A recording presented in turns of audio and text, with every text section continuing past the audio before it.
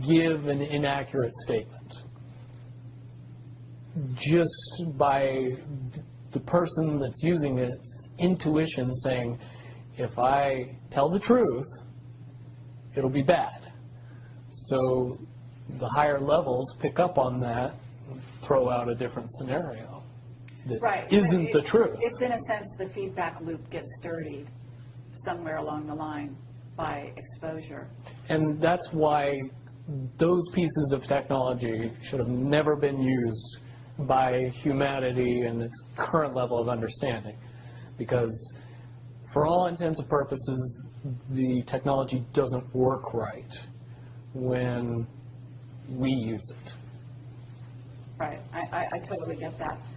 Okay, so to get back to Looking Glass and possible futures that they do converge, and the notion of, is there anything else that you can tell us, that you would want to tell us about that and the rest of the laundry list of sort of information that you had direct to either for yourself or through someone that you had vetted?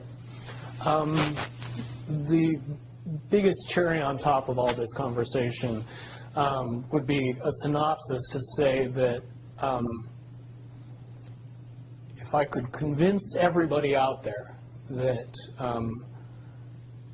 for all intents and purposes, what we believe to be true eventually becomes true. If somebody convinces us that a major disaster is going to happen in the very near future, a major disaster happens in the very near future. If we don't buy into that fear and accept that there is really nothing that we know is going to happen, and accept of whatever happens, that makes the convergence of the timelines happen as naturally as possible. Any attempts to try to go away from this one inevitable conclusion, I again see as a new beginning, an end of this reality, the beginning of something that we can't even possibly understand based on the level of our beliefs currently. But when all that information comes flooding out, there's going to be no denying what's true and what's a lie or what's illusion. We won't have the choice to believe that 9/11 happened because of a bunch of terrorists, because we'll know exactly what's happened. Basically what we're experiencing right now is two master chess players sitting at the board. And one of them looks down at the board and sees that he's in checkmate in 7 moves. And he looks across at his opponent, and he knows that his opponent sees it too. So there's no getting out of it. So at this point, the loser can only prolong the game. The game, both players know the game is over. It's only a matter of time before he does this, and then you're forced to do this, and then he's forced to do this, and eventually checkmate. We, as a race, if we could understand that the game is over, that based on the rules of the game, the bad guys have already lost, the good guys have already won.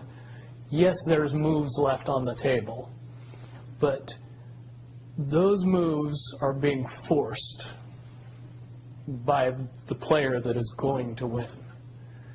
The only way that checkmate can't happen is if the player that's winning makes a mistake. But from all of the information that I've gathered, all of the information that's been given, all of the information that's been vetted to me, it seems pretty obvious that the good guy player on the side of the chessboard knows exactly what has to be done to win the game. And so at this point, any mistake would be all but impossible. But again, you really have to understand the game to know that the guy that's losing is lost. And I'm sure most people sitting watching a chess match between two advanced chess players know the game's over long after the two players know it's over, because they can't see the board and see that there's only 7 moves left. Okay, but when we come to this convergence, and again, you've seen, or the looking glass has seen, up to that point. Now, let me say why I believe that it comes down to one inevitability, is because I was entrusted in getting it down to 2 possibilities. And I've heard both of those possibilities talked about in massive proportions, the good and the bad. Okay, do you want to talk, so can you, in one sentence, say what the good was and the bad was, or are you able to do that? To most easily put it to people, I suppose. one scenario is what most people would understand to be ascension, or an evolution of consciousness that brings us out of the cocoon and turns us into a butterfly. Timeline 2 is some kind of major global catastrophe that drives most of us underground and leaves a few of us on top to fend for ourselves. Very well put. Okay. So I would imagine, and you can... But I would also like to point it out that they call Timeline 2 Timeline 2. It seemed very odd to me that even back then it was identified as not 1. And that Okay. one is the... One didn't get talked about. Okay, but 1 is the one that involves what in essence would be ascension, or moving into, from the cocoon to the butterfly.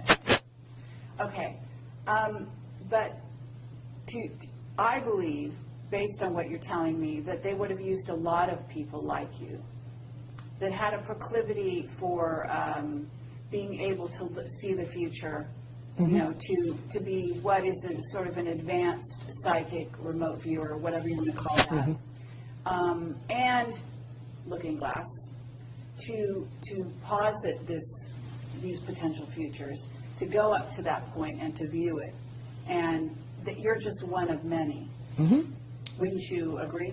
I would agree. And back in 1991, when I began my little adventure in the military, I would say that it was pretty obvious that there wasn't very many of us. However, you go 20 years into the future, and you find out that it's coming to the point where there's a lot of people that have that ability, that are inherently realizing that ability, and are able, through some unknown extraordinary means, to develop that ability inside themselves without any outside help or assistance. And it's quite obvious that as far as advanced intellectual abilities, as far as simple intelligence levels and cognitive skills of the human race has increased exponentially in the past 20 years. And people that were 10 years old in 1991 are now 30 years old and fully awake and conscious of this burning inside that says, I am a lot more than what I see in the mirror. Absolutely. Okay. I do have a question in regard to what the military-industrial complex has been working on. Because with the knowledge that you say they have, assuming that they have this level of knowledge that you're talking about, right? In other words, of the timelines converging and the fact that there was going to be something. And I don't know if you saw the movie or the TV show Fast Forward. I mean, but there's been so many possible, scenarios in that regard. But one of the things that goes on is they are very busy building underground bases, supposedly underground cities. And so they seem to be hedging their bets for the negative timeline and putting their emphasis there. And would you say that that is because why would somebody want something negative to come true? Well, of course, the Illuminati have a program that they're working on in that regard. But basically, the sort of well-meaning military that just goes after contingencies, and is just working towards a future that they want to prevent or deal with when it comes. Can you explain why they have been hedging their bets to such a degree on the negative? It's very simple. They're insane. And beyond insane, they have literally deluded themselves into believing that they can somehow manage to get away with what they're trying to get away with. There is a distinct lack of reality in that thinking. Okay, what about the notion that CERN, for example, is engaged in trying to beat that game, as you call it? I would say, look at the problems CERN has had. The crazy little things that have kept that project from moving forward.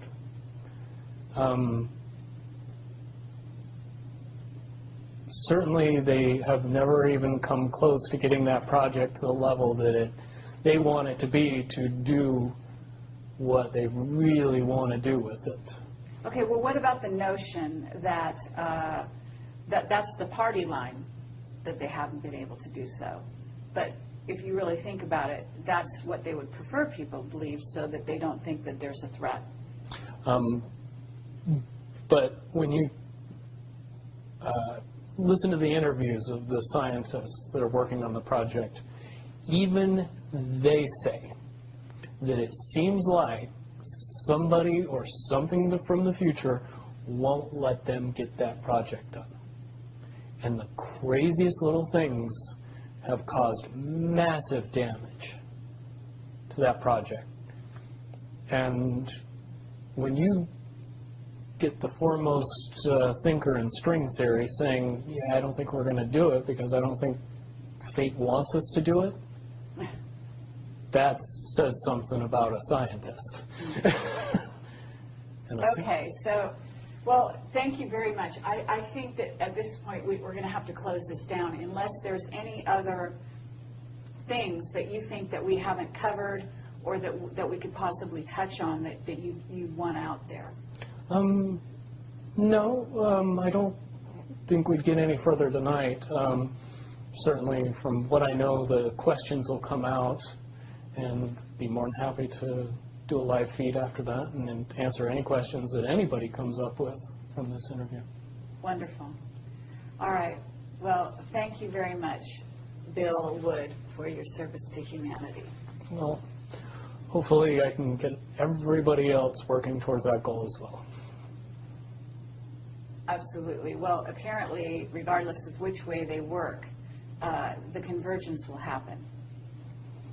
Yeah, there's a certain element of pain that we can reduce by just not accepting that we don't have choices in the matter. And sitting back and waiting for the aliens to fix everything isn't going to help. Absolutely. If we are inevitably coming to a rising consciousness, we should start trying to elevate our consciousness as fast as humanly possible and make that transition a lot easier when it comes.